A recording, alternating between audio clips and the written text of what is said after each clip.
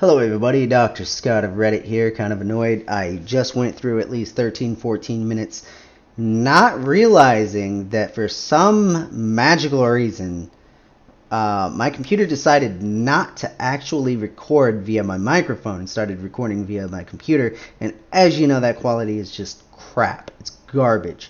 So I kind of wanted to go over my story of me losing my daughter from start to finish. And I'm going to try and make this a little quicker than the last video that I made because it ran a little long and I kind of rambled on a bit. So here we go.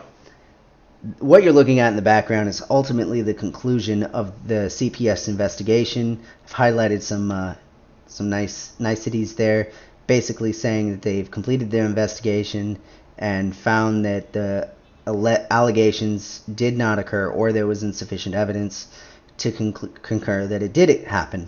So all of these are unfounded, and this is their unfounded letter. It's pretty generic in terms that, you know, whether it happened or didn't happen, or whether they have the proof or they don't have the proof. It's a generic letter just to cover their ass. But essentially, they found no evidence of the accusations at which they used to take my kid.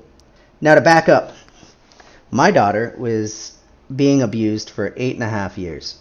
And the PI that I hired, the private investigator, private detective, if you will, found a lot of evidence and took pictures, which is what I initially used to win not custody but visitation. So I had visitations, and then eventually my ex just gave me custody because I don't really know why to this day. But my daughter was severely underweight. At 9 years old, she weighed 35 pounds. And when I got her, the first thing I did was get her onto TRICARE, a decent medical insurance. And they told me I had to wait a month. So she was 34 pounds when she came in. She was like 38 pounds, 39 pounds by the time I got her into the doctors. And she was doing a little bit better, but the doctor pointed out, because of the indentation in the gluteus maximus, that she was wasting away. That's how bad it was. She was wasting away from lack of food.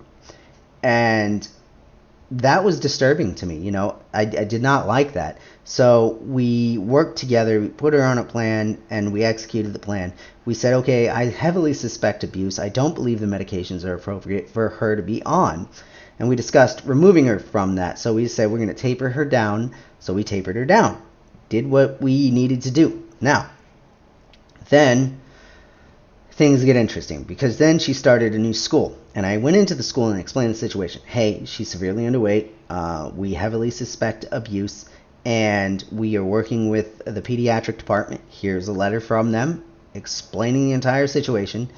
And hopefully we can work together and help get her back on track. So what does the school do? Fucking call CPS. They call CPS saying that I'm abusing my kid. So they come in, they do, they start this. This is when this started, from the letter you're looking at. Now, they go through that, and at one point in the week, the doctor calls me and says, I would like to put her on inpatient, which is something I had personally suggested, because I said my daughter needs to be in inpatient so that she can be observed. They can see what's going on, see what I am seeing, and address her concerns directly, as well as taper her off the dangerous medications in a safe medical environment. So the doctor called me up, said that's exactly what I want to do, and I said okay. Now at this time I'm working on moving to a new house with a better neighborhood, better school, getting off base, because it's just too much drama with that school, and the principal being accused of a whole bunch of pedophilic stuff. So we move on, and I'm moving up to Everett at this time, which is, I believe, what it says in the thing.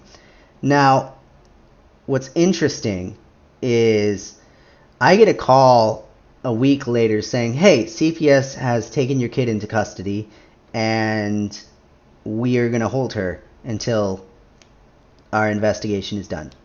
I freak out, because this is freaking out material here. You know, your kid was just taken by CPS, despite having all the evidence, and now they're accusing you of child abuse and neglect. And you're just like, what the fuck? How? I barely had her 2 months. Like, how can I cause 8 years of abuse within 2 months' time?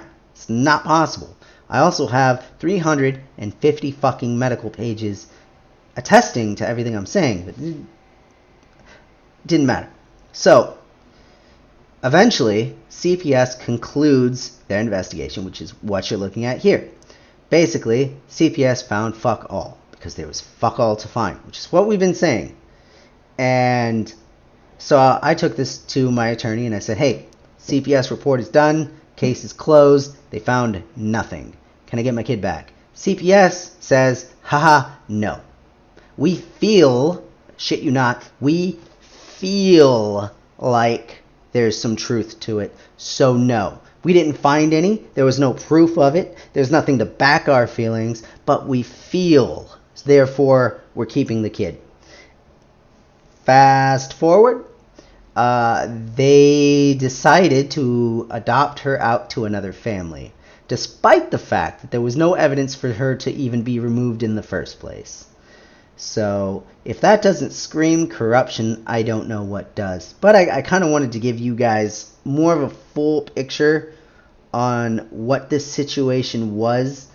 And it's not a unique situation, as surprising as that is, because I have found out that through these videos, there's a lot of other people who have gone through similar situations where their kid was illegally removed, and then later, even though the report said, hey, yeah, you're cleared of all charges, we found nothing happened. But you don't get your kid back because we don't want you to have your kid back.